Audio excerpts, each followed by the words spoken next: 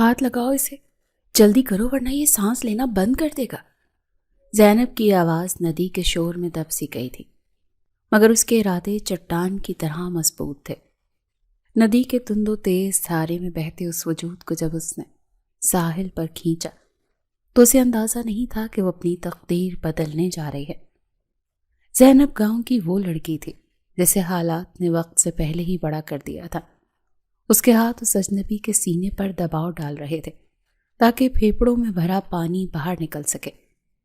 ہر ضرب کے ساتھ وہ دعا کر رہی تھی۔ آخر کار اس شخص نے کھانسا اور پانی کا ایک ریلا اس کے حلق سے باہر نکلا۔ وہ بری طرح زخمی تھا۔ اس کے کپڑے جگہ جگہ سے پھٹے ہوئے تھے اور چہرے پر گہرے زخموں کے نشان تھے جو بتا رہے تھے کہ اس پر کسی نے جان لیوا حملہ کیا ہے۔ اوئے شیرا، بھاگ کر جا اور حکیم چاچا کو لے کر آ، جلدی کر۔ زینب نے پاس کھڑے ایک چھوٹے بچے کو حکم دیا جو خوفزدہ نظروں سے اس ادموئے آدمی کو دیکھ رہا تھا۔ بچہ بھاگا تو زینب نے ایک لمبی سانس لی۔ اس نے اپنے دوپٹے کے پلو سے اجنبی کے ماتھے پر جمی مٹی صاف کی۔ وہ نہیں جانتی تھی کہ یہ وجدان ہے، وہ شخص جس کے پیچھے ایک پورا گینگ ہاتھ دھو کر پڑا تھا اور جس نے اپنی جان بچانے کے لیے ندی کی لہروں کا سہارا لیا تھا۔ تھوڑی ہی دیر میں حکیم صاحب وہاں پہنچ گئے۔ انہوں نے مہارت سے اس کے زخموں کا معائنہ کیا اور جڑی بوٹیوں کی پٹیاں باندھنے لگے۔ زینب نے جب دیکھا کہ اب وہ محفوظ ہاتھوں میں ہے تو خاموشی سے وہاں سے نکل گئی۔ اسے گھر پہنچنا تھا جہاں اس کی چچی فرخندہ کسی بپھرے ہوئے شیر کی طرح ہی اس کا انتظار کر رہی تھی۔ گھر پہنچتے ہی وہی ہوا جس کا اسے ڈر تھا۔ کتنی بار کہا ہے کہ ندی پر پورا دن مت گزارا کر، تیرے باپ نے فوج میں جا کر جان چھڑا لی اور تجھے میرے سر پر تھوپ دیا۔ اب کیا میں تیری نوکرانی ہوں کہ سارا دن کام کروں اور تو مٹر گشتی کرتی پھرے؟ چچی کی آواز پورے محلے میں گونج رہی تھی۔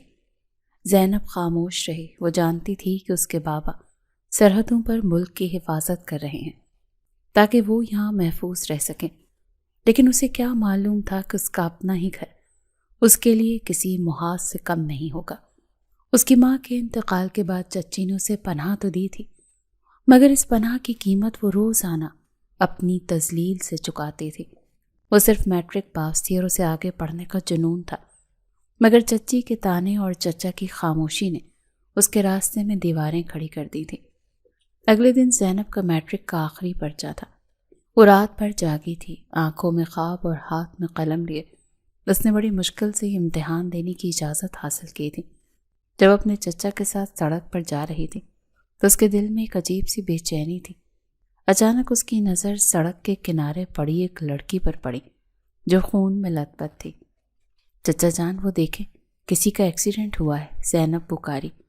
چچا نے گھڑی دیکھی۔ زینب، پرچے کا وقت نکلا جا رہا ہے، پولیس کا معاملہ ہے، ہم کیوں پڑیں اس چکر میں؟ لیکن زینب کہاں ماننے والی تھی۔ اس نے اپنے مستقبل کی پرواہ کیے بنا اس زخمی لڑکی کی طرف دوڑ لگا دی۔ چچا، یہ مر جائے گی، خدا کے لیے ایمبولینس بلائیں۔ اس کے اصرار اور آنکھوں میں موجود آنسوؤں نے چچا کو مجبور کر دیا۔ انہوں نے نہ چاہتے ہوئے بھی ایمبولینس کو فون کیا اور جب تک وہ لڑکی اسپتال کے لیے روانہ نہیں ہو گئی زینب وہیں کھڑی رہی۔ اس نے یہ نہیں دیکھا کہ کچھ فاصلے پر وہی اجنبی وجدان کھڑا یہ سب دیکھ رہا تھا۔ اس نے اپنا چہرہ ڈھانپ رکھا تھا تاکہ دشمن اسے پہچان نہ سکے، لیکن وہ زینب کو پہچان چکا تھا۔ اس لڑکی کی ہمدردی نے اس کے پتھر دل پر ایک دستک دی تھی۔ زینب جب پرچے سے باہر آئی تو وہ کافی مطمئن تھی، لیکن چچا کا انتظار کرتے ہوئے اس کی نظر ایک ایسے لڑکے پر پڑی جو مشکوک حرکات کر رہا تھا۔ وہ لڑکا ایک میز پر پڑے کھانے کی پلیٹ میں چھپ کر کچھ ملا رہا تھا۔ زینب کا ذہن فوراً خطرے کی گھنٹی بجانے لگا۔ جیسے ہی وہ لڑکا وہاں سے ہٹا اور وجدان، جس کا چہرہ اب بھی چھپا ہوا تھا، اس کھانے کی طرف بڑھا تو زینب نے ٹریفک کی پرواہ کیے بغیر سڑک پار کی۔ رکیں، یہ مت کھائیں، اس نے چیختے ہوئے وجدان کا ہاتھ جھٹکا اور کھانے کی پلیٹ دور پھینک دی۔ وجدان حیرت زدہ رہ گیا۔ تم پاگل ہو گئی ہو؟ یہ کیا بدتمیزی؟ اس نے سخت لہجے میں پوچھا۔ زینب نے کانپتی انگلی سے اس لڑکے کی طرف اشارہ کیا جو بھیڑ میں غائب ہونے کی کوشش کر رہا تھا۔ وہ لڑکا، اس نے اس میں کچھ ملایا ہے، وہ زہر دے رہا تھا آپ کو۔ وجدان کی آنکھوں میں خون اتر آیا۔ اس نے ایک پل کے لیے زینب کو دیکھا اور پھر اس لڑکے کے پیچھے بھاگا۔ چند ہی لمحوں میں اس نے اس لڑکے کو دبوچ لیا اور اسے ایک سنسان گلی میں لے جا کر دیوار سے لگا دیا۔ کس نے بھیجا ہے تمہیں؟ بولو ورنہ تمہاری زبان نکال لوں گا۔ وجدان کی آواز میں وہ گرج تھی کہ لڑکا تھر تھر کانپنے لگا۔ صاحب مجھے معاف کر دیں، میری بہن ان کے قبضے میں ہے۔ ان لوگوں نے کہا تھا کہ اگر میں آپ کو ختم نہ کیا تو وہ میری بہن کو مار دیں گے۔ لڑکے نے روتے ہوئے انکشاف کیا۔ وجدان کو سمجھ آ گئی کہ اسی گینگ کا کام ہے جو عرصے سے اس کے پیچھے تھا۔ زینب کی حاضر دماغی نے نہ صرف وجدان کی جان بچائی تھی بلکہ ایک بہت بڑے گینگ کا سراغ بھی دیا تھا۔ وجدان نے فوراً اپنے ذرائع استعمال کیے اور کچھ ہی گھنٹوں میں پولیس نے اس گینگ کے خفیہ ٹھکانے پر چھاپا مار کر کئی معصوم لڑکیوں کو رہا کروا لیا۔ زینب ان سب باتوں سے بے خبر اپنے گھر لوٹ آئی۔ اس کی زندگی کا دوسرا رخ شروع ہونے والا تھا۔ اسے پتہ چلا اس کے بچپن کی بہترین سہیلی زویا جو اب شہر منتقل ہو چکی تھی، اس کی شادی ہے۔ زویا خود اپنے والدین کے ساتھ اسے مدعو کرنے آئی تھی۔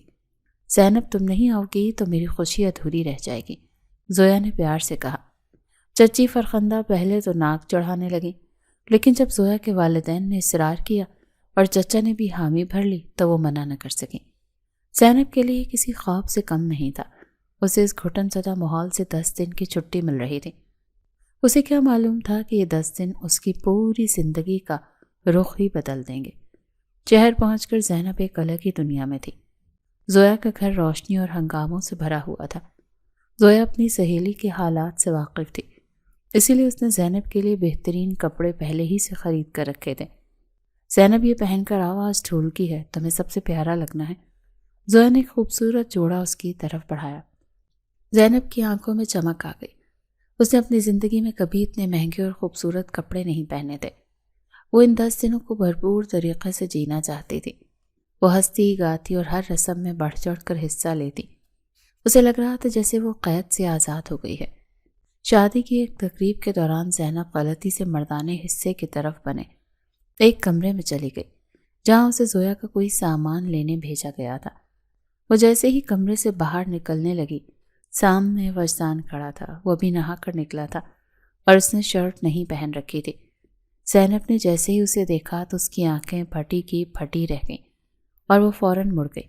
وجدان بھی ہکا بکا رہ گیا۔ اس نے جلدی سے اپنی شرٹ پہنی اور سخت لہجے میں پوچھا، تم یہاں کیا کر رہی ہو؟ تمہیں پتہ نہیں یہ مردانہ حصہ ہے؟ زینب کی زبان گنگ تھی۔ وہ معذرت کرنا چاہتی تھی مگر الفاظ اس کا ساتھ نہیں دے رہے تھے۔ اس نے جھکی نظروں کے ساتھ وہاں سے بھاگنا چاہا، لیکن جیسے ہی وجدان نے کمرے کا دروازہ کھولا تاکہ وہ باہر جا سکے، سامنے محلے کی چند عورتیں اور زویا کی بڑی بہن کھڑی تھی۔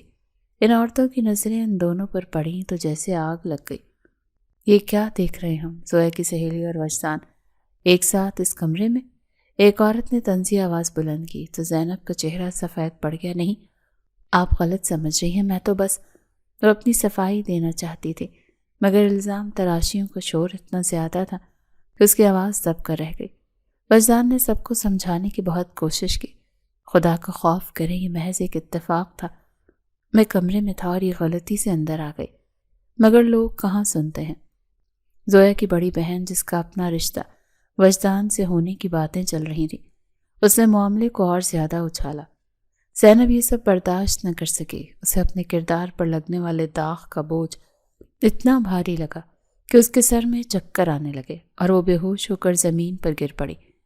وجدان نے اسے گرتے دیکھا تو اسے ایک عجیب سی تکلیف کا احساس ہوا۔ اسے یاد آیا کہ کیسے اس لڑکی نے 2 بار اس کی جان بچائی تھی۔ اسے یاد آیا کہ وہ منظر جب وہ ندی کے کنارے ان کی سانسیں واپس لانے کے لیے لڑ رہی تھی، اور وہ منظر جب اس نے اپنی جان خطرے میں ڈال کر اسے زہریلا کھانا کھانے سے روکا تھا۔ وجدان نے گہرا سانس لیا اور مجمع کی طرف دیکھ کر بلند آواز میں کہا، بند کرو یہ سب۔ اگر تم لوگوں کو لگتا ہے کہ ہم نے کوئی گناہ کیا ہے تو میں اس کا ازالہ کرنے کے لیے تیار ہوں۔ میں زینب سے نکاح کروں گا۔ یہ سنتے ہی وہاں سناٹا چھا گیا۔ زویا کی ماں اور دیگر رشتہ دار حیرت سے اسے دیکھنے لگے۔ وجدان کا یہ فیصلہ صرف انسانی ہمدردی کی بنیاد پر نہیں تھا، بلکہ اسے خود بھی اندازہ نہیں تھا کہ وہ زینب کو پہلی ہی ملاقات سے پسند کرنے لگا تھا۔ اس کی بہادری اور سادگی اس کے دل میں گھر کر چکی تھی۔ نکاح کی خبر جنگل کی آگ کی طرح پھیل گئی۔ جب یہ خبر زینب کے گاؤں پہنچی تو وہاں قیامت ٹوٹ پڑی۔ چچی فرخندہ نے فون پر ہی اپنی اوقات دکھا دی۔ اب اس کالی زبان والی کو یہاں آنے کی ضرورت نہیں۔ جس نے ہمارے خاندان کی ناک کٹوا دی وہ وہیں مرے، اب یا جیے، میرا تو اس سے کوئی واسطہ ہی نہیں۔ زینب کو جب ہوش آیا تو اسے پتہ چلا کہ وہ وجدان کی منکوہہ بن چکی ہے۔ اس کی آنکھوں سے آنسو تھمنے کا نام نہیں لے رہے تھے۔ وہ اپنی سہیلی کی شادی میں آئی تھی اور اپنی ہی بربادی کا سامان کر بیٹھی تھی۔ عورتیں اب بھی سرگوشیاں کر رہی تھیں۔ بارات والے دن جب ہر طرف خوشی کا سما تھا، زینب اپنے کمرے میں اکیلی بیٹھی رو رہی تھی۔ اسے لگ رہا تھا اس کی زندگی ختم ہو گئی ہے۔ اسی وقت وجدان کمرے میں داخل ہوا۔ اس نے زینب کو روتے ہوئے دیکھا تو اس کے دل میں ایک ٹیس سی اٹھی۔ تمہارے چچا کل تمہیں لینے آ رہے ہیں، وجدان نے دھیمی آواز میں کہا۔ زینب نے سر اٹھا کر اسے غصے سے دیکھا۔ آپ نے نکاح کے لیے ہاں کیوں کی؟ آپ منع کر دیتے تو شاید میری زندگی اتنی مشکل نہ ہوتی۔ وجدان اس کے قریب آیا اور اس کی آنکھوں میں آنکھیں ڈال کر بولا، اگر میں نکاح نہ کرتا تو وہ لوگ تمہارے کردار کی دھجیاں اڑا دیتے زینب۔ میں وہ نہیں ہونے دے سکتا تھا۔ میں بہت جلدی تمہیں پوری دھوم دھام سے اپنے گھر لے کر جاؤں گا، بس میرا انتظار کرنا۔ زینب کچھ کہنا چاہتی تھی مگر اس کے الفاظ حلق میں پھنس گئے۔ وجدان کی آنکھوں میں اسے ایک ایسی سچائی نظر آئی جس نے اسے خاموش کر دیا۔ وہ وہاں سے اٹھ کر چلی گئی کیونکہ اسے پتا تھا کہ اس کی سہیلی زویا بھی اس واقعے کے بعد اس سے ناراض ہو گئی تھی۔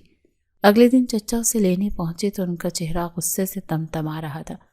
وجدان، اسے ابھی طلاق دو، ہمیں ایسی لڑکی کی ضرورت نہیں جس نے ہماری غیرت کا سودا کیا ہو، چچا نے چلاتے ہوئے کہا۔ وجدان نے سرد لہجے میں جواب دیا، زینب میری بیوی ہے، میں اسے طلاق نہیں دوں گا۔ چچا مڑے اور زینب کی طرف دیکھا، تم بولو، طلاق مانگو اس سے اور میرے ساتھ واپس چلو ورنہ بھول جاؤ کہ تمہارا کوئی گھر بھی ہے۔ زینب نے تڑپ کر وجدان کی طرف دیکھا۔ وجدان نے خاموشی سے نفی میں سر ہلایا جیسے اسے ہمت دے رہا ہو۔ زینب نے اپنا سر جھکا لیا اور دھیمی مگر مضبوط آواز میں کہا، میں نہیں جاؤں گی چچا جان۔ چچا نے غصے میں اسے وہیں چھوڑا اور ہمیشہ کے لیے ناتا توڑ کر چلے گئے۔ زینب اب تنہا نہیں، ایک ایسے گھر میں جہاں زویا کی ماں اسے نفرت کی نظر سے دیکھ رہی تھی۔ وجدان نے اس لڑکے کو گریبان سے دبوچ کر دیوار کے ساتھ لگایا تو اس کی آنکھوں میں دہکتے انگارے دیکھ کر لڑکا بری طرح کانپنے لگا۔ بولو، کس نے بھیجا ہے تمہیں؟ اس کھانے میں کیا ملایا تھا؟ وجدان کی آواز کی گرج نے آس پاس کے لوگوں کو بھی ساکت کر دیا۔ صاحب مجھے معاف کر دیں، میری بہن ان کے قبضے میں ہے۔ ان لوگوں نے کہا تھا کہ اگر میں نے آپ کو یہ زہر نہ دیا تو وہ اسے مار دیں گے۔ لڑکے نے روتے ہوئے انکشاف کیا تو وجدان کا ہاتھ ڈھیلا پڑ گیا۔ اس نے ایک نظر دور کھڑی زینب پر ڈالی جو اب بھی خوفزدہ نظروں سے اسے دیکھ رہی تھی۔ وجدان نے فوراً فون نکال کر اپنے کسی خاص آدمی کو اطلاع دی۔ چند ہی منٹوں میں پولیس نے اس لڑکے کی نشاندہی پر اس بڑے سے گینگ کے خفیہ ٹھکانے پر چھاپا مار دیا۔ زینب کی ایک چھوٹی سی مداخلت نے شہر کے ایک بہت بڑے ناسور کو جڑ سے اکھاڑ پھینکا تھا۔ زینب خاموشی سے وہاں سے نکل آئی۔ وہ نہیں جانتی تھی کہ جس شخص کی اس نے آج دوبارہ جان بچائی ہے اس کے دل کے کسی کونے میں نقش ہو چکا ہے۔ گھر پہنچی تو چچی فرخندہ کے تیور وہی پرانے تھے۔ آ گئی میٹرک کی ڈگری لے کر، اب جا کر برتن دھو، کل سے تیرا اس گھر میں نکلنا بند ہے۔ زینب نے کوئی جواب نہیں دیا۔ وہ اب تانوں کی عادی ہو چکی تھی۔ کچھ دن گزرے تھے کہ اچانک گھر کے باہر ایک چمکتی ہوئی گاڑی آ کر رکی۔ زینب کی بہترین سہیلی زویا اپنے والدین کے ساتھ اسے لینے آئی تھی۔ زینب میری شادی ہے اور تم نہ آؤ یہ تو ہو ہی نہیں سکتا، زویا نے اسے گلے لگاتے ہوئے جوش سے کہا تھا۔ فرخندہ چچی نے ناک چڑھائی، بھئی ہمارے پاس فضول وقت نہیں ہے کہ شہروں کی رنگینیوں میں ضائع کریں۔ لیکن زویا کے والد نے جب زینب کے چچا سے بات کی اور وعدہ کیا کہ وہ اسے بحفاظت واپس چھوڑیں گے تو چچا مان گئے۔ ٹھیک ہے، لے جاؤ اسے، ویسے بھی یہاں رہ کر اس نے کون سا تیر مارنے ہیں۔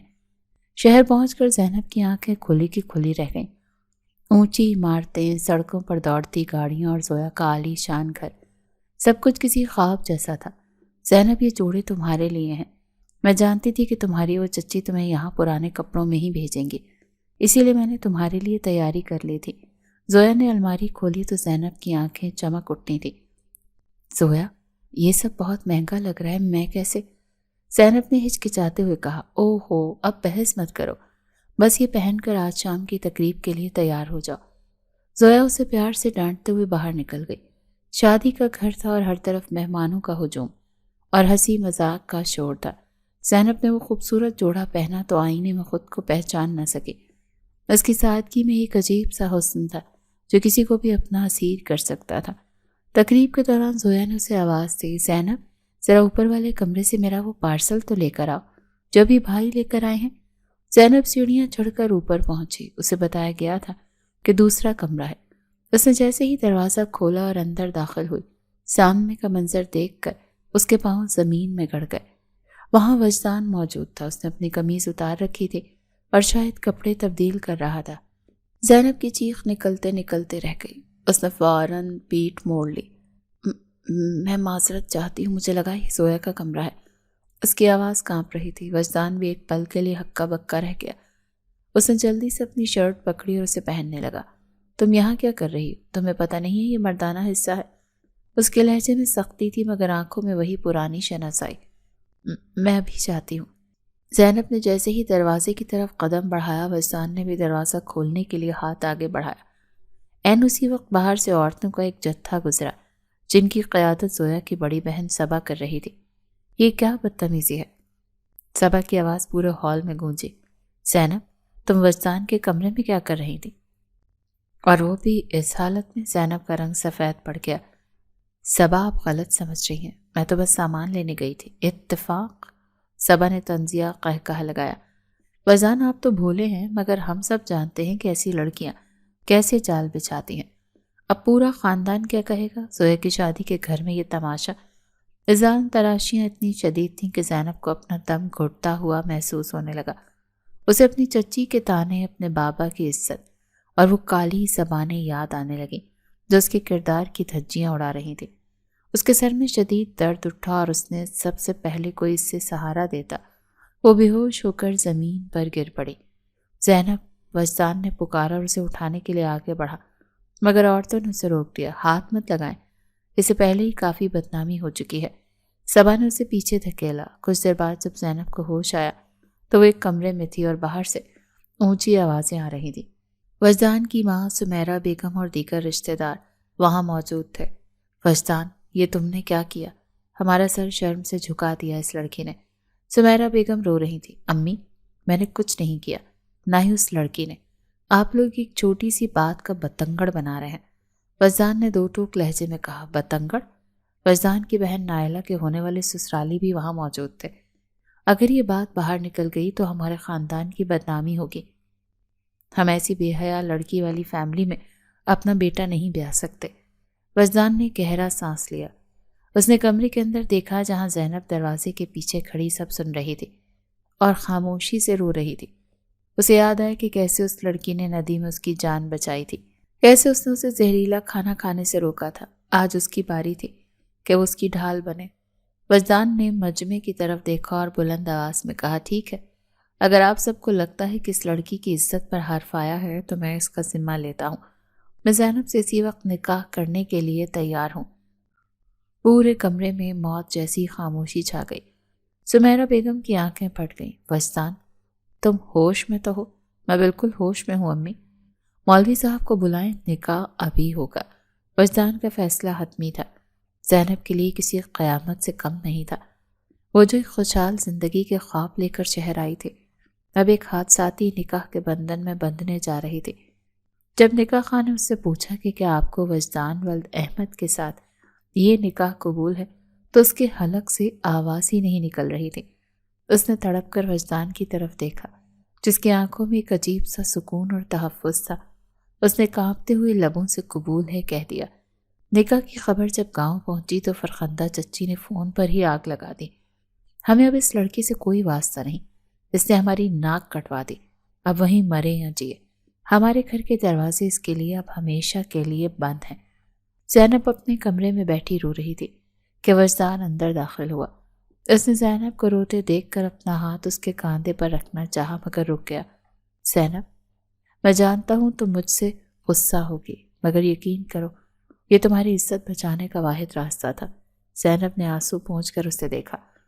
عزت تو تب بھی بچ جاتی اگر آپ ان لوگوں کو سچ پر یقین دلاتے۔ اب میرا کیا ہوگا؟ میرے اپنے مجھے چھوڑ چکے ہیں، تم اکیلی نہیں ہو زینب، وجدان نے سنجیدگی سے کہا۔ کل تمہارے چچا تمہیں لینے آ رہے ہیں، وہ طلاق کا مطالبہ کریں گے، تم نے بس خاموش رہنا ہے، باقی میں سنبھال لوں گا۔ میں تمہیں بہت جلد یہاں سے پوری دھوم دھام کے ساتھ لے کر جاؤں گا۔ زینب کچھ کہنا چاہتی تھی مگر وجدان باہر نکل چکا تھا۔ اگلی صبح جب چچا وہاں پہنچے تو ان کا غصہ 7ویں آسمان پر تھا۔ وجدان، اسے طلاق دو، ہم اسے اپنے ساتھ لے جا رہے ہیں۔ وجدان نے سرد لہجے میں جواب دیا، طلاق نہیں ملے گی چچا جان، زینب میری بیوی ہے اور اب وہ یہیں رہے گی۔ چچا نے زینب کی طرف دیکھا، زینب بولو، طلاق مانگو اس سے زینب۔ زینب نے سر جھکا لیا۔ اس کی نظریں وجدان کی آنکھوں پر پڑیں جو اسے انکار کرنے کا ہی اشارہ کر رہی تھی۔ میں نہیں جاؤں گی۔ زینب کی آواز دھیمی تھی مگر اس میں ایک فیصلے کی جھلک تھی۔ ٹھیک ہے، تو پھر آج سے تمہارا ہم سے کوئی رشتہ نہیں، تم ہمارے لیے مر چکی ہو۔ چچا غصے میں پیر پٹکتے ہوئے وہاں سے نکل گئے۔ زینب اب اس بڑے گھر میں بالکل تنہا رہ گئی تھی، جہاں سمیرہ بیگم کی نفرت اور نائلہ کی سازشیں اس کا استقبال کر رہی تھیں، لیکن وجدان کا وہ ایک جملہ اس کے دل میں امید کی کرن کی طرح روشن تھا۔ میں تمہیں یہاں سے پوری دھوم دھام کے ساتھ لینے آؤں گا۔ شہر کی عالیشان کوٹھی کی دیواریں زینب کے لیے کسی زندان سے کم نہیں تھی۔ نکاح کے چند ہی روز گزرے تھے مگر اسے محسوس ہوتا تھا جیسے وہ برسوں سے اس قید میں ہے۔ زویا کی شادی کی رونقیں مان پڑ چکی تھیں اور اب گھر میں صرف طنز کے تیر اور نفرت کی باز گشت باقی تھی۔ کتنی دیر لگتی ہے ایک چائے بنانے میں؟ گاؤں میں کہ سارا دن ندی کے کنارے بیٹھ کر صرف خواب دیکھتی تھی یا کچھ کام بھی سیکھ رکھا ہے؟ سمیرہ بیگم کی آواز کچن کے دروازے پر کسی کوڑے کی طرح گونجی۔ زینب نے کانپتے ہاتھوں سے کپ ٹرے میں رکھے اور سر جھکا کر ان کے سامنے آ کر کھڑی ہوئی۔ امی، وہ چائے پتی ختم ہو گئی تھی، اسی لیے ڈھونڈنے میں دیر ہو گئی۔ زینب نے تبھی آواز میں صفائی پیش کرنی چاہی۔ امی مت کہو مجھے، ابھی اس گھر میں تمہیں یہ رتبہ نہیں ملا۔ سمیرہ بیگم نے حقارت سے ٹرے اٹھائی۔ تمہاری وجہ سے میری نائلہ کا رشتہ ٹوٹ گیا۔ وہ گھر والے صاف کہہ گئے کہ جس گھر کے لڑکے نے ایسی اجلت میں اور ایسی لڑکی سے نکاح کیا ہو وہاں وہ اپنی بیٹی نہیں دیں گے۔ نائلہ کا بسا بسایا گھر اجاڑ کر اب یہاں مظلوم بننے کا ڈرامہ مت کرو۔ زینب کی آنکھوں میں آنسو بھر آئے مگر وہ ضبط کر گئی۔ اسے یاد آیا کہ یہ وٹے سٹے کا رشتہ تھا۔ ایک طرف وجدان کا رشتہ زویا کی بڑی بہن صبا سے طے تھا اور دوسری طرف وجدان کی بہن نائلہ کا رشتہ صبا کے دیور سے۔ زینب اور وجدان کے نکاح سے یہ توازن بگڑ گیا تھا جس کی وجہ سے نائلہ کا رشتہ بھی ٹوٹ گیا۔ بھابھی، یہاں فرش پر ابھی تک پانی گرا ہوا ہے، کیا آپ چاہتی ہیں کہ میں گر کر اپنی ٹانگ توڑوا لوں؟ نائلہ کچن میں داخل ہوئی تو اس کے لہجے میں وہی زہر تھا جو سمیرہ بیگم کی باتوں میں تھا۔ میں ابھی صاف کر دیتی ہوں نائلہ۔ زینب نے جھک کر کپڑا اٹھایا۔ نائلہ نہیں، نائلہ باجی کہو، تم سے بڑی ہوں میں اور رشتے میں تمہاری نند ہوں۔ اگر وجدان بھائی نے تمہیں سر پر چڑھا رکھا ہے تو یہ مت سمجھنا کہ ہم بھی تمہاری غلامی کریں گے۔ نائلہ نے پیر پٹکتے ہوئے کہا اور فریج سے پانی نکالنے لگی۔ اسی دوران زویا وہاں آئی۔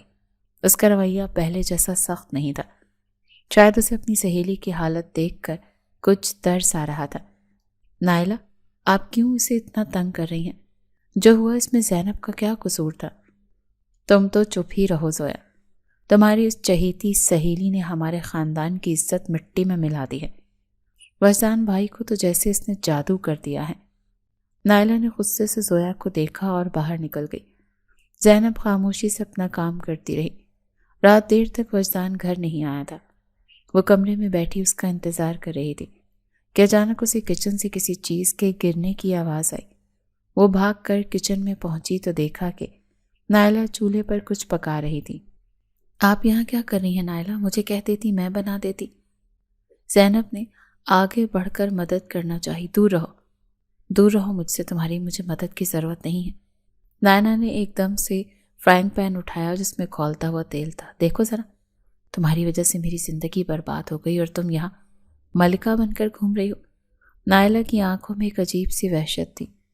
اس نے جان بوجھ کر ہاتھ کو جھٹکا دیا اور گرم تیل کا ایک بڑا حصہ زینب کے پاؤں پر جا گرا۔ زینب کی ایک دل سوز چیخ نکلی اور وہ فرش پر بیٹھ گئی۔ ہائے میرا پاؤں! درد کی شدت اتنی زیادہ تھی کہ اس کی آنکھوں کے سامنے اندھیرا چھانے لگا۔ اوہ، یہ کیا ہو گیا؟ میں نے تو بس ہاتھ ہلایا تھا، تم خود ہی سامنے آ گئی تھی۔ نائلہ نے مصنوعی حیرت سے کہا، مگر اس کے چہرے پر ایک فاتحانہ مسکراہٹ تھی۔ شور سن کر سمیرہ بیگم اور زویا بھی وہاں پر پہنچ گئیں۔ کیا ہوا؟ یہ چیخیں کیسی ہیں؟ سمیرہ بیگم نے پوچھا۔ امی دیکھیں، زینب نے میرا ہاتھ پکڑنے کی کوشش کی اور تیل اس کے پاؤں پر گر گیا۔ نائلہ نے فوراً جھوٹ بول دیا۔ زینب شدت درد سے تڑپ رہی تھی، وہ کچھ بولنے کی پوزیشن میں نہیں تھی۔ سمیرہ بیگم نے ایک نظر زینب کے سرختے پاؤں پر ڈالی اور بے نیازی سے بولی، اتنا شور مچانے کی ضرورت نہیں، جا کر ٹھنڈا پانی ڈالو، ٹھیک ہو جائے گا۔ نائلہ تم کمرے میں چلو۔ زویا آگے بڑھی اور زینب کو سہارا دے کر نل کے پاس لے گئی۔ زینب تم ٹھیک تو ہو؟ نائلہ نے یہ کیا کیا؟ زویا کی آواز میں ہمدردی تھی۔ زویا بہت درد ہو رہا ہے۔ زینب سسکیاں لے رہی تھی۔ رات کے پچھلے پہر جب وجدان گھر داخل ہوا تو پورے گھر میں خاموشی تھی۔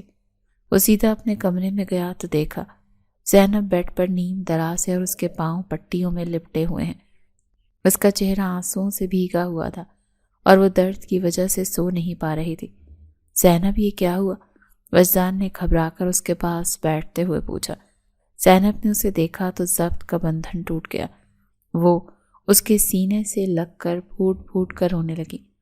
وجدان نے بے چینی سے اس کا سر تھپ تھپایا۔ بتاؤ مجھے، یہ چوٹ کیسے لگی؟ زینب نے ہچکیوں کے درمیان سارا واقعہ سنا دیا۔ وہ جانتی تھی کہ اگر وہ خاموش رہی تو نائلہ کے حوصلے اور بڑھ جائیں گے۔ وجدان کا چہرہ غصے سے تمتما اٹھا، اس کی مٹھیوں میں جان آ گئی تھی۔ نائلہ نے یہ سب جان بوجھ کر کیا اور امی نے تمہیں ڈاکٹر کے پاس لے جانے کی زحمت تک نہیں کی؟ وجدان کی آواز میں وہ سردی تھی جو طوفان سے پہلے آتی ہے۔ وہ جھٹکے سے اٹھا اور کمرے سے باہر نکل گیا۔ وجدان رکیں، بات سنیں۔ زینب نے اسے روکنا چاہا مگر وہ جا چکا تھا۔ وجدان نے سمیرہ بیگم کے کمرے کا دروازہ زور سے بجایا۔ امی باہر آئیں۔ سمیرہ بیگم ہڑبڑا کر باہر نکلی۔ کیا ہوا وجدان؟ اس وقت یہ شور کیوں مچایا ہوا ہے؟ نائلہ بھی اپنے کمرے سے باہر آ گئی۔ شور میں نے نہیں، اس ظلم نے مچایا ہے جو اس گھر میں میری بیوی کے ساتھ ہو رہا ہے۔ وجدان نے نائلہ کی طرف اشارہ کیا۔ نائلہ تمہاری ہمت کیسے ہوئی زینب پر گرم تیل گرانے کی؟ بھائی وہ تو اتفاق تھا، نائلہ نے ہکلاتے ہوئے کہا۔ اتفاق نہیں تھا، میں تمہاری فطرت سے واقف ہوں۔ اور امی، آپ نے اسے اسپتال لے جانا بھی ضروری نہیں سمجھا؟ کیا انسانیت ختم ہو گئی ہے آپ لوگوں میں؟ وجدان کی گرج پورے گھر میں گونج رہی تھی۔ تم ایک معمولی لڑکی کے لیے اپنی ماں اور بہن پر چلا رہے ہو؟ سمیرہ بیگم نے سینے پر ہاتھ رکھ کر کہا۔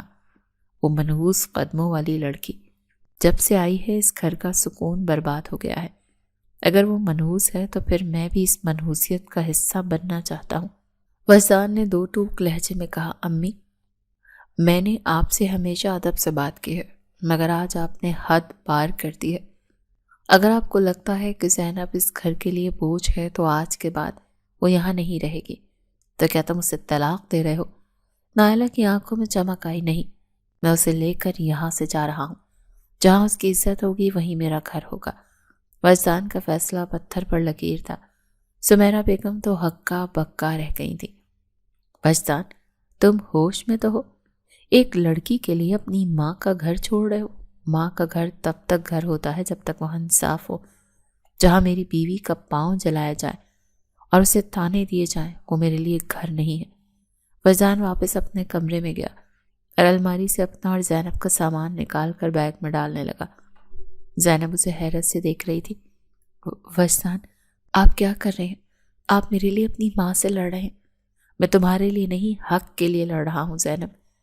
چلو ہم ابھی یہاں سے نکل رہے ہیں۔ وجدان نے بیگ اٹھایا اور زینب کو سہارا دے کر کمرے سے باہر آیا۔ صحن میں سمیرہ بیگم کھڑی رو رہی تھی مگر وجدان کے قدم نہیں ڈگمگائے۔ وجدان، اگر تم آج اس دہلیز سے باہر گئے تو یاد رکھنا میرا تمہارا کوئی رشتہ نہیں رہے گا۔ وجدان رک گیا۔ اس نے پلٹ کر اپنی ماں کو دیکھا۔ رشتے ٹوٹتے نہیں امی، توڑے جاتے ہیں۔ آپ نے یہ رشتہ اسی دن توڑ دیا تھا جب آپ نے زینب کی تکلیف پر مسکرانا شروع کیا تھا۔ خدا حافظ۔ وہ زینب کو لے کر اپنی گاڑی میں بیٹھا اور وہاں سے نکل گیا۔ شہر کی خاموش سڑکوں پر گاڑی دوڑاتے ہوئے وجدان کا ذہن بہت صاف تھا۔ اسے اس چھوٹے سے گھر میں لے کر آیا جو اسے کمپنی کی طرف سے ملا تھا۔ یہ گھر عالی شان تو نہیں تھا مگر وہاں سکون کا احساس تھا۔ یہ ہمارا نیا ٹھکانہ ہے زینب، یہاں تمہیں کوئی تکلیف نہیں دے گا، وجدان نے اسے بیڈ پر بٹھاتے ہوئے کہا۔ اس نے خود اپنے ہاتھوں سے زینب کے پاؤں کی پٹی کھولی اور اسے نئی دوا لگائی۔ زینب کی آنکھوں میں تشکر کے آنسو تھے۔ آپ نے میرے لیے بہت بڑا خطرہ مول لیا ہے، تم میری ذمہ داری ہو زینب، اور ذمہ داری سے بھاگا نہیں جاتا۔ وجدان نے اس کا ہاتھ تھام لیا۔ اگلے چند دن ان کے لیے بہت پرسکون تھے۔ وجدان آفس جاتا اور زینب گھر سنبھالتی۔ اس دوران زینب کے والد بھی وہاں آئے۔ وہ اپنی دوسری شادی اور نئے بچوں میں مگن تھے، مگر وجدان کو دیکھ کر وہ مطمئن ہو گئے۔ بیٹا، زینب کا خیال رکھنا، میں جانتا ہوں حالات مشکل رہے ہیں مگر تم اسے بہترین سہارا دے سکتے ہو۔ باپ کی دعاؤں نے زینب کے دل کا بوجھ ہلکا کر دیا، مگر سکون کے ان لمحوں کے پیچھے ایک طوفان سر اٹھا رہا تھا۔ گاؤں میں ارسلان کی غیرت اسے چین سے بیٹھنے نہیں دے رہی تھی۔ اسے جب یہ پتہ چلا کہ زینب اور وجدان اب الگ گھر میں رہ رہے ہیں تو اس نے موقع غنیمت جانا۔ میں اسے اتنی آسانی سے نہیں چھوڑوں گا۔ زینب میرا حق تھی اور میرا حق کوئی چھین کر نہیں لے کر جا سکتا۔ ارسلان نے شہر کی طرف سفر شروع کر دیا تھا۔ وہ جانتا تھا کہ وجدان آفس میں ہوتا ہے اور زینب گھر پر اکیلی ہوتی ہے۔ ایک دوپہر جب زینب قریب کے شاپنگ مال سے کچھ ضروری سامان لے کر باہر نکل رہی تھی، اچانک ایک کالی گاڑی اس کے سامنے آ کر رکی۔ اس سے پہلے کہ وہ کچھ سمجھ پاتی، دو نقاب پوشوں نے اسے زبردستی گاڑی کے اندر کھینچ لیا۔ زینب کی چیخیں گاڑی کے شور میں دب سی گئیں۔ ارسلان نے اسے اغوا کر لیا تھا۔ وجدان جب آفس سے گھر واپس آیا اور زینب کو وہاں نہ پایا تو اسے ایک عجیب سا کھٹکا ہوا۔ اس نے اسے فون کیا مگر فون گھر پر ہی پڑا تھا۔ اس نے آس پاس تلاش کیا مگر کوئی سراغ نہ ملا۔ خول اس کے دل میں اٹھنے لگے۔ اس نے بے اختیار اپنی ماں کے گھر فون کیا۔ امی، کیا زینب وہاں آئی ہے؟ وجدان کی آواز کانپ رہی تھی۔ دوسری طرف سے سمیرہ بیگم کی سرد آواز آئی، کیوں؟ کیا وہ تمہیں چھوڑ کر بھاگ گئی ہے؟ میں نے کہا تھا نا وجدان کہ جس کی ماں بھاگ کر شادی کرے وہ لڑکی کبھی وفادار نہیں ہو سکتی۔ دیکھو وہ بھی کسی کے ساتھ نکل گئی ہوگی۔ امی، خدا کے لیے ایسی باتیں نہ کریں، وہ خطرے میں ہے۔ وجدان نے غصے سے فون بند کر دیا۔ اس کا دل کہہ رہا تھا کہ یہ کام کسی باہر والے کا نہیں بلکہ اسی کے ماضی کا کوئی حصہ ہے جو اسے سزا دے رہا ہے۔ اس نے فوراً پولیس کو اطلاع دی اور خود زینب کی تلاش میں نکل کھڑا ہوا۔ اسے کیا معلوم تھا کہ اسے کہاں ڈھونڈے گا، مگر اسے یقین تھا کہ اسے مرنے نہیں دے گا۔ نئے گھر کی دیواریں ابھی زینب کے لیے اجنبی تھیں، مگر یہاں کی فضا میں وہ گھٹن نہیں تھی جو سمیرہ بیگم کے گھر میں تھی۔ وجدان نے اسے ایک ایسا تحفظ دیا تھا جس کا اس نے کبھی تصور بھی نہیں کیا تھا، لیکن سکون کے ان لمحوں کے پیچھے ایک کالی پرچھائی اس کا پیچھا کر رہی تھی جس سے وہ بالکل بے خبر تھی۔ زینب، میں آفس جا رہا ہوں، اپنا خیال رکھنا، اور دیکھو بغیر بتائے کہیں باہر مت جانا۔ وجدان نے لیپ ٹاپ بیگ سنبھالتے ہوئے اسے تاکید کی۔ آپ فکر کیوں کرتے ہیں؟ اب تو ہم الگ گھر میں رہتے ہیں، اب کس بات کا ڈر؟ زینب نے مسکراتے ہوئے ناشتے کی پلیٹ میز پر رکھی۔ ڈر اپنوں سے نہیں ہوتا زینب، ڈر ان لوگوں سے ہوتا ہے جو اپنی شکست تسلیم نہیں کر پاتے۔ ارسلان کے بارے میں سنا ہے کہ وہ شہر میں ہی کہیں چھپا ہوا ہے۔ وجدان کی آنکھوں میں فکر کی لہر آئی۔ ارسلان؟ وہ یہاں کیا کرنے آئے گا؟ اس کا اور میرا رشتہ تو اسی دن ختم ہو گیا تھا جب میرا نکاح آپ سے ہوا۔ زینب نے اسے تسلی دینے کی کوشش کی، مگر اس کا اپنا دل ایک پل کے لیے دھڑکنا بھول گیا۔ بس اپنا خیال رکھنا۔ وجدان نے اس کے ماتھے پر بوسہ دے کر باہر نکل گیا۔ دوپہر کے وقت زینب کو کچھ ضروری سودا سلف لینے کے لیے قریب کے شاپنگ مال جانا پڑا۔ اسے لگا کہ قریب ہی تو ہے، جلدی سے واپس آ جائے گی، لیکن جیسے ہی وہ مال سے باہر نکلی اسے محسوس ہوا کہ کوئی اس کا پیچھا کر رہا ہے۔ اس نے قدم تیز کر دیے مگر اچانک ایک سیاہ گاڑی اس کے پاس آ کر رکی۔ زینب، رک جاؤ ورنہ انجام اچھا نہیں ہوگا۔ ایک شناسہ مگر وحشیانہ آواز اس کے کانوں سے ٹکرائی۔ یہ ارسلان تھا۔ ارسلان، تم یہاں کیا کر رہے ہو؟ دور ہٹو مجھ سے، زینب نے چیخنا چاہا مگر اس سے پہلے کہ وہ اپنی آواز بلند کرتی ارسلان کے ساتھیوں نے اسے زبردستی گاڑی کے اندر کھینچ لیا تھا۔ آج تمہارا یہ شہری بابو تمہیں نہیں بچا پائے گا زینب، تم نے میری غیرت کو للکارا ہے، اب اس کی قیمت تمہیں چکانی ہوگی۔ ارسلان کے چہرے پر ایک بھیانک مسکراہٹ تھی۔ گاڑی تیزی سے سڑک پر دوڑنے لگی اور زینب کی چیخیں بند شیشوں کے اندر ہی دم توڑ گئیں۔ شام کو جب وجدان گھر واپس آیا تو پورے گھر میں خاموشی کا راج تھا۔ کچن میں ادھورا چھوڑا ہوا کام اور زینب کا موبائل فون میز پر پڑا دیکھ کر اس کے سینے میں ہول اٹھنے لگے۔ زینب کہاں ہو تم؟ وہ پاگلوں کی طرح ہر کمرے میں گیا مگر وہاں صرف سناٹا تھا۔ اس نے فوراً اپنے گارڈ کو کال کی مگر اسے بھی کچھ پتہ نہیں تھا۔ وجدان کا دماغ کام کرنا چھوڑ گیا تھا۔ اس نے پہلا فون اپنی ماں کے گھر کیا۔ ہیلو امی، کیا زینب وہاں آئی ہے؟ وجدان کی آواز کانپ رہی تھی۔ دوسری طرف سے سمیرہ بیگم کی سرد اور کٹیلی آواز ابھری۔ وہ یہاں کیوں آئے گی؟ اور ویسے بھی جس کی ماں بھاگ کر شادی کرے اس کی بیٹی سے اور کیا ہی امید کی جا سکتی ہے؟ وہ بھی بھاگ گئی ہوگی کسی کے ساتھ۔ تمہیں دھوکہ دے گئی ہے وہ۔ وجدان، سمجھ کیوں نہیں جاتے؟ امی خدا کے لیے اپنی زبان کو لگام دیں۔ زینب ایسی نہیں ہے، وہ خطرے میں ہے۔ وجدان نے غصے سے چلاتے ہوئے کہا، خطرے میں نہیں، وہ تمہاری پہنچ سے دور نکل گئی ہے۔ نائلہ ٹھیک کہتی تھی، گاؤں کی لڑکیاں شہر آ کر ایسے ہی رنگ دکھاتی ہیں۔ اب ڈھونڈتے پھرو اسے، میری طرف سے تو وہ مر جائے تو بہتر ہے۔ سمیرہ بیگم نے زہریلے لہجے میں کہہ کر فون پٹخ دیا۔ وجدان نے غصے میں اپنا فون دیوار پر دے مارا۔ اسے اپنی ماں کے اس رویے پر حیرت تھی، نہ دکھ۔ اسے صرف زینب کی فکر کھائے جا رہی تھی۔ وہ جانتا تھا کہ اگر زینب اپنی مرضی سے گئی ہوتی تو اپنا فون کبھی نہ چھوڑتی۔ ارسلان، اس نے دانت پیستے ہوئے کہا۔ اسے یقین تھا کہ یہ اسی کا کام ہے۔ اس نے فوراً اپنے ایک دوست کو کال کی جو پولیس میں تھا اور اسے ساری صورتحال سے آگاہ کیا۔ وجدان، سکون سے بات سنو، ہم نے سی سی ٹی وی کیمروں کی فوٹیج چیک کی ہے۔ ایک سیاہ گاڑی اسے مال کے باہر سے لے کر نکلی ہے اور وہ شہر سے باہر جانے والی کوئی ہائی وے کی طرف گئی ہے۔ اس کے دوست نے اطلاع دی، مجھے لوکیشن بھیجو، میں ابھی وہاں پہنچ رہا ہوں۔ وجدان نے گاڑی کی چابیاں اٹھائیں اور دیوانہ وار باہر کی طرف بھاگا۔ رات کا اندھیرا گہرا ہو رہا تھا اور وجدان کی گاڑی کی رفتار اس کے دل کی دھڑکنوں کے ساتھ مقابلہ کر رہی تھی۔ وہ بار بار زینب کا چہرہ یاد کر رہا تھا، وہ ندی کا کنارہ، وہ پہلی ملاقات، وہ نکاح کا لمحہ۔ اسے محسوس ہو رہا تھا جیسے اس کی روح اس سے جدا ہو رہی ہے۔ ہائی وے کے ایک سنسان موڑ پر اسے وہی سیاہ گاڑی کھڑی نظر آئی۔ اس نے زوردار بریک ماری۔ گاڑی سے اترتے ہی اسے دور ایک پرانے گودام کی مدھم سی روشنی دکھائی دی۔ اگر اسے ایک خراش بھی آئی ارسلان تو میں تمہارے پورے خاندان کو نشان عبرت بنا دوں گا۔ وجدان نے اپنے تحفظ کے لیے رکھے پستول سنبھالی اور دبے قدموں گودام کی طرف بڑھنے لگا۔ اندر سے ارسلان کے قہقہوں کی آواز آ رہی تھی، دیکھو زینب، تمہارا وہ شہزادہ ابھی تک تمہیں ڈھونڈ رہا ہوگا اور تم یہاں میرے سامنے بے بس بیٹھی ہو۔ اب بولو، کون بچائے گا تمہیں؟ میرا اللہ بچائے گا مجھے۔ زینب کی آواز میں لرزش تھی مگر ہمت ابھی باقی تھی۔ اور وجدان، وہ تمہیں کبھی معاف نہیں کرے گا۔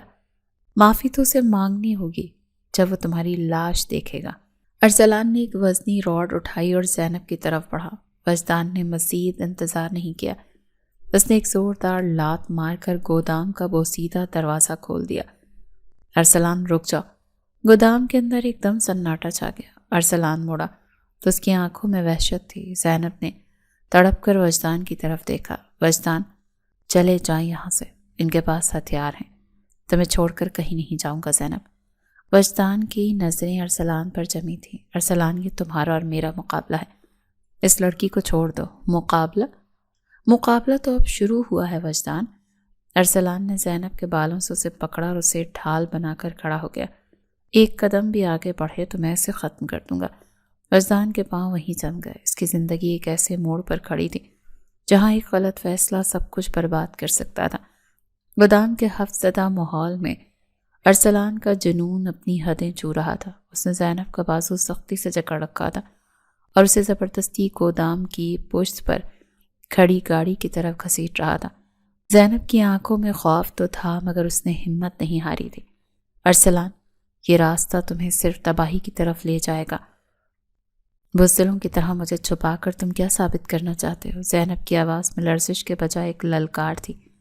خاموش ہو جاؤ زینب، تم نے جس شہری بابو کے غرور میں مجھے ٹھکرایا ہے، آج میں اس کا غرور خاک میں ملا دوں گا۔ ارسلان نے جیسے ہی اسے گاڑی میں دھکیلنا چاہا گودام کی آہنی دروازہ ایک زوردار دھماکے سے کھلا۔ اسے ہاتھ بھی مت لگانا ارسلان، وجدان کی گرجدار آواز نے گودام کی دیواروں کو ہلا کر رکھ دیا۔ وہ اکیلا نہیں تھا، اس کے پیچھے پولیس کی نفری بھی موجود تھی۔ ارسلان نے بوکھلا کر زینب کو اپنے سامنے ڈھال بنانا چاہا، مگر وجدان نے مہلت نہ دی۔ وہ بجلی کی سی تیزی سے آگے بڑھا اور ارسلان کا بازو مروڑ کر اسے زینب سے دور کر دیا۔ اس سے پہلے کہ ارسلان کوئی جوابی وار کرتا، پولیس نے اسے دبوچ لیا۔ اس سارے ہنگامے میں زینب کا پاؤں پھسلا اور وہ زمین پر گری، جس سے اس کا سر قریب پڑی ایک لکڑی کی پیٹی سے ٹکرا گیا۔ وہ بے ہوش نہیں ہوئی تھی، مگر صدمے اور درد کی شدت سے اس کی آنکھوں کے سامنے اندھیرا چھانے لگا۔ زینب، وجدان نے تڑپ کر اسے سہارا دیا۔ اس بار کوئی خون نہیں بہا تھا، کوئی گولی نہیں چلی تھی، مگر زینب کے چہرے کی زردی وجدان کا کلیجہ چیرنے کے لیے کافی تھی۔ اسپتال کے ویٹنگ ایریا میں سمیرہ بیگم بے چینی سے ٹہل رہی تھیں۔ نالا اور زویا بھی وہیں موجود تھیں۔ جب انہیں پتہ چلا کہ زینب نے ارسلان کے سامنے جھکنے کے بجائے وجدان کا نام پکارا اور اسے بچانے کی خاطر خود کو خطرے میں ڈالا، تو ان کے دلوں میں موجود نفرت کی برف پگھلنے لگی تھی۔ وجدان وارڈ سے باہر نکلا تو اس کا چہرہ سفید تھا۔ سمیرہ بیگم لپک کر اس کے پاس پہنچی۔ وجدان، کیسی ہے وہ؟ ڈاکٹر نے کیا کہا؟ وجدان نے خاموشی سے اپنی ماں کو دیکھا۔ اس کی آنکھوں میں وہ گلہ تھا جو لفظوں کا محتاج نہیں تھا۔ وہ ٹھیک ہے امی، لیکن وہ ٹوٹ گئی ہے۔ وہ لڑکی جس نے ندی میں اجنبی کی جان بچائی، جس نے سڑک پر تڑپتی لڑکی کی مدد کی، جس نے مجھے زہر سے بچایا، آج وہ اپنے ہی اپنوں کے تانوں سے ہار گئی ہے۔ سمیرہ بیگم کی آنکھوں سے پشیمانی کے آنسو بہہ نکلے۔ مجھے معاف کر دو وجدان، میں نے اس ہیرا لڑکی کو پہچاننے میں بہت دیر کر دی۔ نائلہ دیکھو اپنی بھابھی کو، وہ ہم سے کتنی بہتر نکلی۔ نائلہ نے سر جھکا لیا۔ بھائی، میں نے زینب کے ساتھ جو کیا، اس کا پچھتاوا مجھے تا حیات رہے گا۔ کیا وہ ہمیں معاف کر دیں گی؟ وجدان نے گہری سانس لی۔ زینب کا دل بہت بڑا ہے نائلہ، وہ معاف کر دے گی، مگر کیا تم لوگ آپ اسے وہ مقام دے پاؤ گے جس کی وہ حقدار ہے؟ سمیرہ بیگم نے پختہ لہجے میں کہا۔ اب زینب اس گھر کی بہو نہیں، میری بیٹی بن کر رہے گی۔ اگلے دن جب زینب کو ہوش آیا اور اس نے اپنے سر پر سمیرہ بیگم کا مہربان ہاتھ محسوس کیا، تو اسے لگا کہ جیسے وہ کوئی خواب دیکھ رہی ہو۔ سمیرہ بیگم نے اس کے ماتھے پر بوسہ دیا اور دھیمی آواز میں بولی، بیٹی مجھے معاف کر دو، میں نے تمہارے کردار پر بات کی، حالانکہ تم تو اس گھر کی لاج نکلی۔ زینب کی آنکھوں میں آنسو آ گئے۔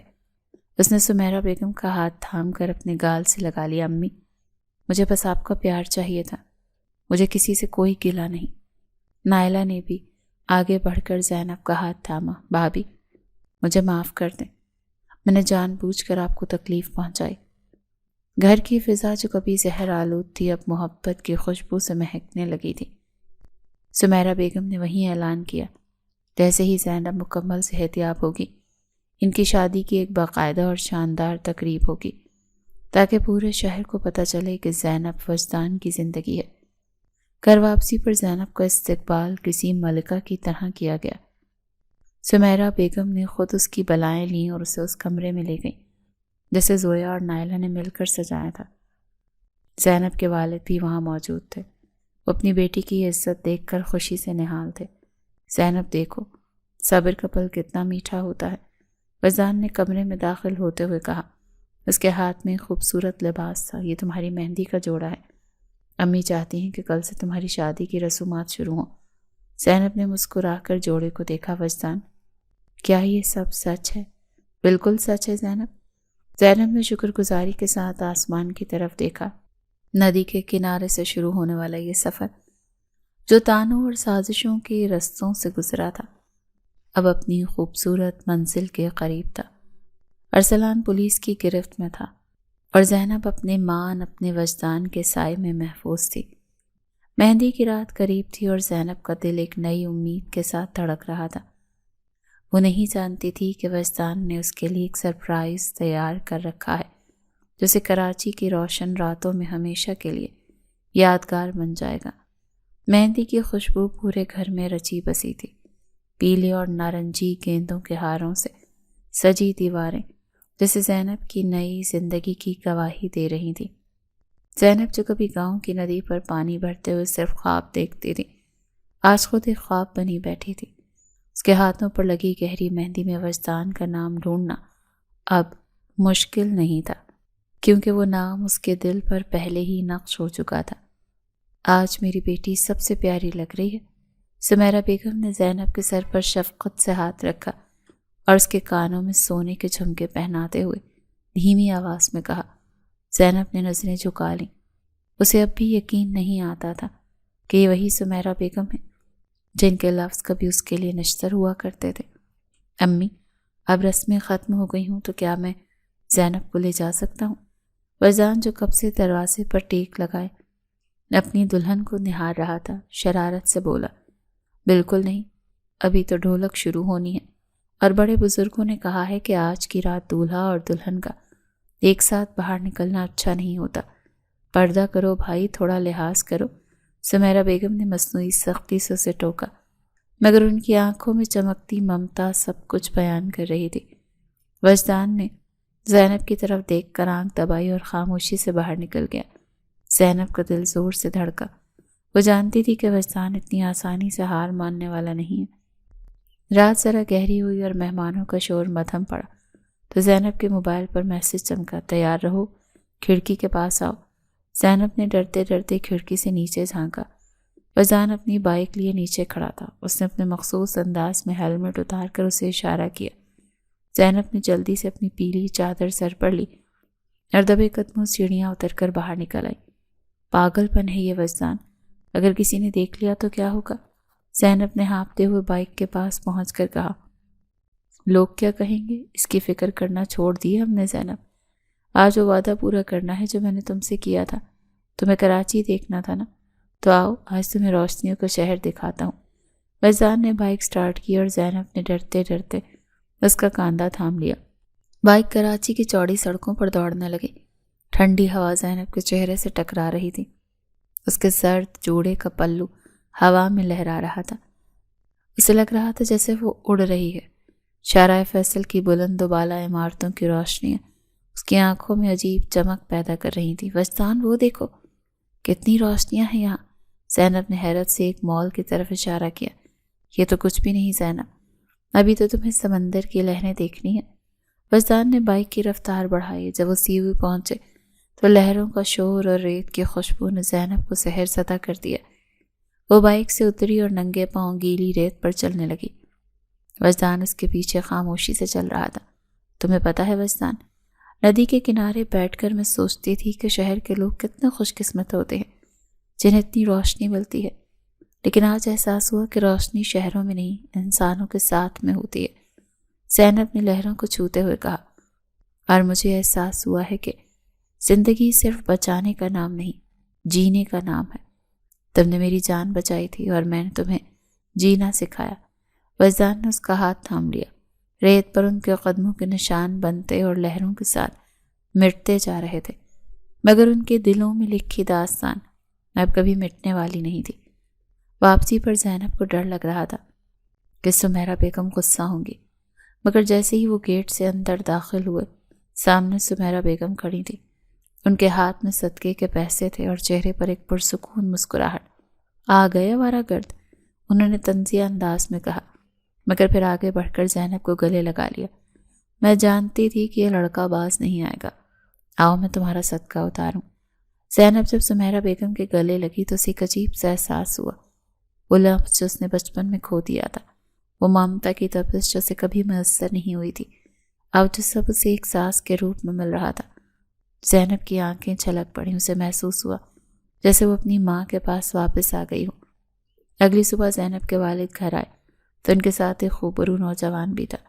سمیرہ بیگم، یہ نوجوان میرے ایک بہت ہی قابل کلیگ کا بیٹا ہے۔ میں چاہتا ہوں نائلہ بیٹی کا رشتہ اس کے ساتھ طے ہو جائے تاکہ اس گھر کی تمام تلخیاں ہمیشہ کے لیے دفن ہو جائے۔ انہوں نے بڑی محبت سے کہا۔ سمیرہ بیگم نے جب لڑکے کو دیکھا اور اس کے خاندان کے بارے میں جانا تو ان کی خوشی کی تو کوئی انتہا ہی نہیں رہی۔ نائلہ جو اب تک زینب سے تھوڑی کھچی کھچی رہتی تھی، زینب کے پاس آئی اور اسے گلے لگا لیا۔ شکریہ بھابی، آپ نے اس گھر کو واقعی سنوار دیا۔ زویا بھی اب زینب کے ساتھ پہلے کی طرح ہنستی کھیلتی تھی۔ اس کی شادی ہو چکی تھی مگر وہ زینب کے ہر فنکشن میں بڑھ چڑھ کر حصہ لے رہی تھی۔ اسے خوشی تھی کہ اس کی بہترین سہیلی کو وہ مقام مل گیا جس کی وہ حقدار تھی۔ شادی کے اصل تقریب میں زینب سرخ جوڑے میں ایک جیتی جاگتی تصویر لگ رہی تھی۔ جب نکاح نامے پر اس نے دستخط کیے تو اسے ارسلان، وہ ندی، وہ چچی کے تانے، سب کچھ ایک دھندلے خواب کی طرح یاد آئے۔ اسے یاد آیا کہ کیسے ایک حادثے نے اسے اس مقام تک پہنچا دیا۔ فیضان اس کے پاس آ کر بیٹھا اور اس کے کان میں سرگوشی کی۔ آپ خوش ہو نوابزادی؟ زینب نے اسے دیکھا اور پھر اپنے آس پاس موجود خوش چہروں کو۔ اس کے والد، سمیرہ بیگم، نائلہ، زویا، سب اس کی خوشی میں خوش تھے۔ بہت خوش ہوں وجدان، مجھے لگتا ہے کہ اللہ نے مجھے وہ سب دیا ہے جو میں نے کبھی مانگا بھی نہیں تھا، زینب نے انتہائی دھیمی آواز میں جواب دیا۔ ان کی زندگی اب ایک ایسے راستے پر تھی جہاں کوئی دشمن نہیں تھا، کوئی سازش نہیں تھی۔ زینب نے کراچی کی ان روشنیوں میں اپنی منزل ڈھونڈ لی تھی اور وجدان نے اس سادہ سی لڑکی میں اپنا پورا جہان پا لیا تھا۔ ندی کے ٹھنڈے پانی سے شروع ہونے والی یہ کہانی کراچی کے گرم سمندر کے کنارے ایک مضبوط رشتے میں ڈھل چکی تھی۔ اب ان کے سامنے ایک نئی صبح تھی جس کی ہر کرن صرف اور صرف اعتبار اور محبت کے رنگوں سے سجی ہوئی تھی۔ زینب نے اپنے ہاتھ کی مہندی کو دیکھا جس کا رنگ اب مزید گہرا ہو چکا تھا، بالکل اسی محبت کی طرح جب ان کی زندگی کا واحد سچ بن چکی تھی۔ وہ جانتی تھی کہ آنے والا کل اب صرف ان کا ہے۔